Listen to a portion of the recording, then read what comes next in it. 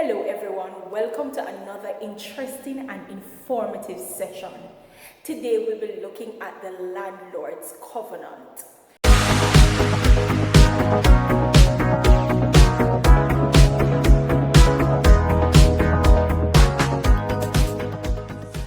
Now, if you know anything about landlord, you will know that the landlord has certain covenants that he must ensure that he undertakes and carries out.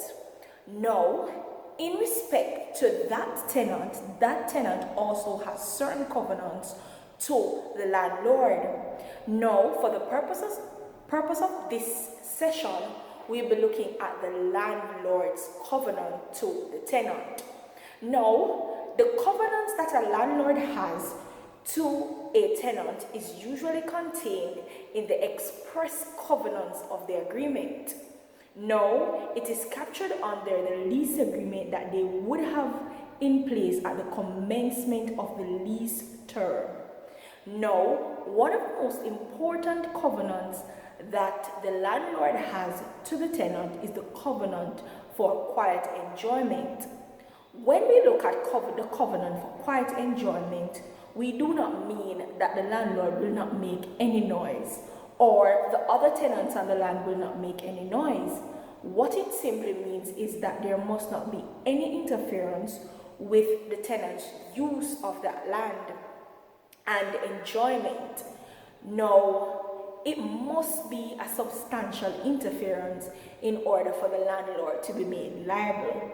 So, if it is that it is considered to be a trivial interference with the land, then the landlord would not be made liable for that particular offense. Now, let us look at the case of Ali and Enmores Limited. In Ali and Enmores Limited, the tenant had basically leased land from the landlord, and the landlord subsequently wanted that tenant to surrender the property to him. Now, when the tenant failed or refused to surrender the land to him, what the landlord did was to order that a bulldozer come in and dismantle all the tenant's palings and remove the house. The law basically states that the landlord had committed a flagrant breach of his duty or covenant as a landlord. In fact, that tenant was living on the land for over 25 years, and the law had to put measures in place in order to protect that particular tenant. In addition to the breach that had arisen on the facts, it is clear that the tenant would have had to be awarded aggravated damage for the offense that was committed. Let us move on to another important covenant that the landlord has to the tenant. Another important covenant is the covenant not to derogate from grant. What does it mean to derogate from a grant? What it simply means is that the landlord cannot let the land for a particular use, and with the other hand, he takes away the enjoyment of that specific use that he would have let the land for. Now, in a very important case, the law stated that the landlord was in breach of the covenant as it relates to derogation from grant.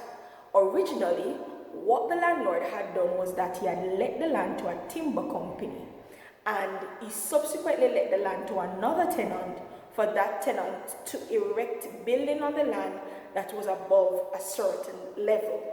Now, when the building was erected, it interfered with the free flow of air to the timber company.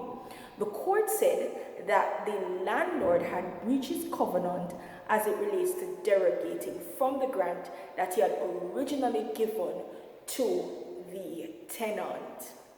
Now, let us look at another important covenant that the landlord has: the fitness for habitation. The general rule is that the landlord does not come under a duty to let the property fit for habitation. However, in certain circumstances, the landlord may be under a duty to ensure that that premise is fit for human habitation.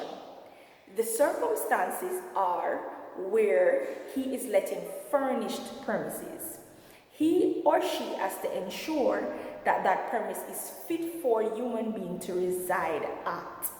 Secondly, if he's letting high-raised building to a tenant, then he has to ensure that the property is in a good state of repair, tenantable, and ready for that particular tenant to live in. Now, let us look at another covenant that the landlord has to ensure that he keeps. Now, another covenant is where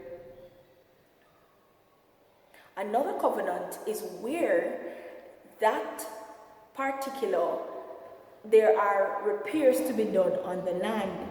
Where there are repairs to be done on the land, then the landlord comes under a duty to effect those repairs. Now, basically, the major repairs on the land has to be carried out by that particular landlord. Where there are minor repairs to be effected on the land, then that particular tenant has a duty to ensure that he repairs those minor repairs. The Milo principle is a very important principle. The Milo principle basically states that where there are repairs to be effected on the land and the tenant observes that that is the situation, he can deduct the amount from the rent and pay to that particular landlord. Now, there you have it. You have learned some of the covenants that the landlord has to ensure that he keeps where he comes under a lease agreement or an agreement with the tenant. Do not forget to like and subscribe. Goodbye.